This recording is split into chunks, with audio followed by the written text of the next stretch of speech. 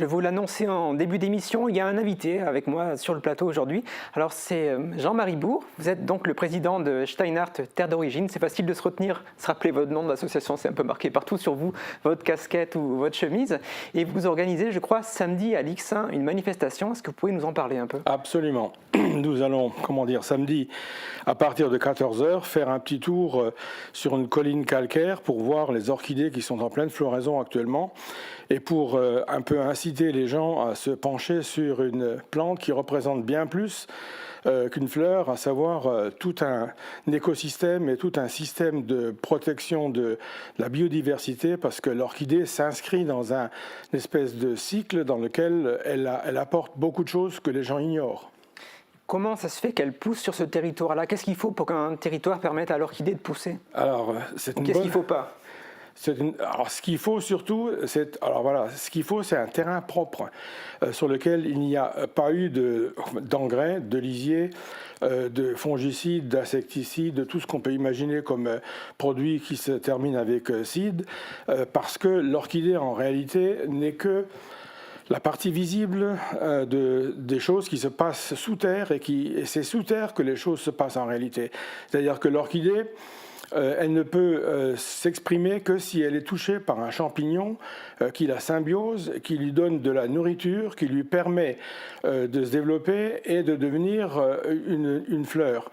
L'orchidée n'a pas, la graine d'orchidée est très légère, elle pèse quelques milligrammes, elle peut être emportée par le vent à des centaines et des milliers de kilomètres, et elle reste stockée dans le sol tout le temps qu'il faut jusqu'à ce que les conditions optimales viennent, et à ce moment-là, elle peut faire quelque chose. Alors pour que ces conditions soient réunies, il faut déjà que le terrain soit sain, il faut qu'il y ait un minimum de soleil qui arrive à toucher le sol, et il faut que la nature du terrain soit adaptée à la nature de l'orchidée. C'est-à-dire que les orchidées sont très sensibles. Vous avez des familles d'orchidées qui ne poussent que sur des terrains calcaires et d'autres qui poussent sur des terrains acides. Chez nous, dans le Steinhardt, c'est des terrains calcaires.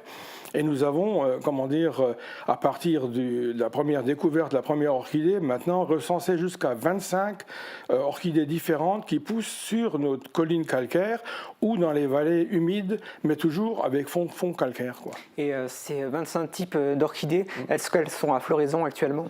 Alors non, la floraison des orchidées commence fin avril et termine à peu près au mois de septembre.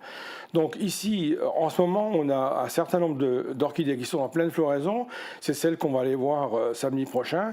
Il y en a à peu près une demi-douzaine qui sont en pleine floraison, mais d'autres vont venir un peu plus tard, puisque vous avez dans les orchidées, une famille très complexe de plantes qui se développent pour certains à partir du mois d'avril et pour d'autres pratiquement jusqu'à l'automne, quoi. Ok, ça marche. Et donc du coup, ce rendez-vous, c'est samedi donc à l'Ixin. Oui. Il aurait dû avoir lieu l'an passé, mais compte tenu des conditions climatiques, elle n'avait pas eu lieu cette sortie. Là, on devrait être tranquille, je pense. L'année dernière, c'est tombé à l'eau. Oui, au propre comme au figuré. Hein. Au propre comme au figuré. Et puis on a vraiment été très surpris. Et cette année, on le refait, mais là, je pense qu'on aura du beau temps puisque la météo a l'air d'être bonne. Et on va faire ça aussi le soir en association avec la société de pêche, puisqu'ils ont un étang et un endroit où on peut se poser avec des bancs, etc., où on débriefera notre tournée le soir, parce qu'on va découvrir plein de choses que les gens n'imaginent même pas. Par exemple, sur ce petit secteur de quelques 2-3 hectares, on a l'année dernière et cette année, là, quand on a fait la reconnaissance, découvert à peu près 200 plantes différentes pour une reconnaissance qui a duré à peu près 5 heures. Donc il y a une richesse incroyable de la biodiversité qui est encore pour l'instant relativement préservée dans un monde où la biodiversité est en train de s'écrouler. Et donc cet événement, c'est le premier que l'association que vous présidez organise. La raison est simple, parce que ça fait une semaine, c'est ça que votre association est créée. Voilà. Alors Steinhardt Terre d'Origine, à quoi ça va servir cette association ? Oui, alors pour ça, il me faut un petit peu vous expliquer le contexte. Je suis un retraité un cadre agricole à la retraite. J'ai travaillé, disons, dans le milieu paysan pour une coopérative laitière pendant 20 ans. J'ai travaillé après pour un fournisseur américain de matériel d'élevage sur le marché européen. Donc j'ai eu beaucoup de contacts avec pas mal de gens du monde agricole et du monde, si vous voulez, du monde de terrain. Et je me suis rendu compte que, ce que nous faisions était en général un petit peu de nature à abîmer un peu le contexte dans lequel on vit. Donc là, maintenant, en étant à la retraite, je me suis dit, je vais me racheter une conduite et je vais développer cette activité pour faire prendre conscience à tout le monde, autant que possible, qu'on vit, sur un territoire qu'on sous-estime et qu'on ne soigne pas comme il faut. Et ce territoire-là, en l'occurrence, c'est le Steinhardt. C'est le Steinhardt. Alors, et qui comprend quelle commune? Où est-ce qu'il est situé, ce territoire?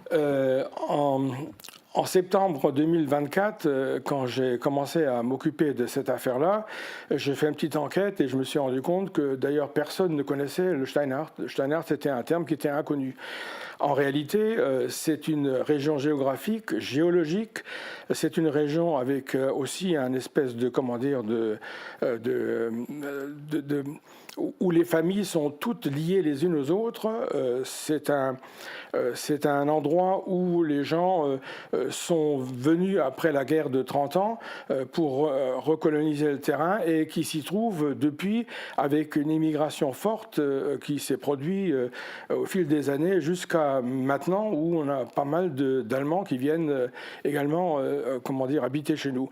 Donc le Steinhardt, c'est vraiment un coin un peu paradisiaque et ça, personne ne le sait ou ne s'en rend compte, où on a vraiment conscience. Parce que ce que je peux vous dire, c'est que dans tous mes voyages que j'ai faits, chaque fois que je rentrais chez moi, je me disais, mais c'est pas possible, j'habite une région qui est très très belle et personne ne le sait ou personne n'en prend conscience. Et j'ai donc fait un petit peu des recherches et je me suis rendu compte que le Steinhardt, c'est une entité d'abord géologique, c'est-à-dire que vous avez un ensemble de muschelkalk, de calcaire coquillé, qui s'est formé pendant le Trias, quand la mer s'est retirée. Et ce muschelkalk, c'est à peu près localisé sur 17 communes, sur 107 km². Ça part de Eutin à peu près 400 mètres de hauteur jusqu'à Ypelin-Ondelin où on est à 200 mètres de hauteur.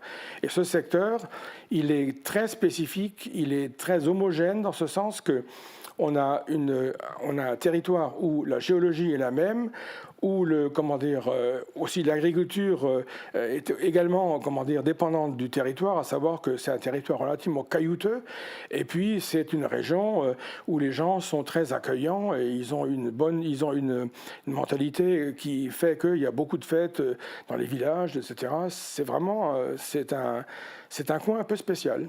Donc ce territoire, vous avez le souhait de le mettre en valeur, donc, à partir de la sortie qui aura lieu samedi. Absolument. Il y a également, je crois, un site internet qui est en préparation et vous voulez travailler sur différents aspects. Absolument. Donc il y a l'aspect géologique, généalogique, historique, culinaire. Exact. Quand est-ce qu'on pourra voir tout ça sur internet? Eh bien, vous l'aurez samedi. Samedi, on ouvre notre site au public et vous serez très surpris d'y voir plein de choses que l'on sous-estime, qu'on mésestime, qu'on ne connaît pas, et qui font à la richesse de notre territoire. Et puis, vous espérez, je crois, avoir une ambassadrice de choc, à savoir, je crois, Patricia Cass, c'est ça, qui est originaire du Steinhardt. Ben oui, parce que vous avez commis une erreur. Vous m'avez dit que mademoiselle Patricia Cass était la marraine de Mosaïque. Par conséquent, je me suis dit, on va peut-être trouver le moyen de voir avec elle si on ne peut pas, mettre une chose au clair. Quand je l'entends dans les interviews, elle n'arrive jamais vraiment à expliquer d'où elle vient. Quand on lui demande d'où elle vient, la réponse c'est ma mère était allemande puisqu'elle est décédée, et mon père, il était mineur, quoi. Et je n'ai jamais entendu de sa part dire que, en fait, Patricia Cass est du Steinhardt. La famille Cass de Patricia, c'est une des 20 familles les plus anciennes présentes au Steinhardt depuis à peu près 1550. Donc c'est vraiment quelqu'un qui est de chez nous, qui a notre culture, qui a notre façon de parler, bref, c'est une fille du Steinhardt. Ce n'est pas une fille de l'Est. Bon, l'appel est passé, puis on espère qu'elle viendra vous voir, et puis en attendant Patricia Cass, on vous invite tous à participer à la sortie samedi à l'X1, à la découverte des orchidées sauvages.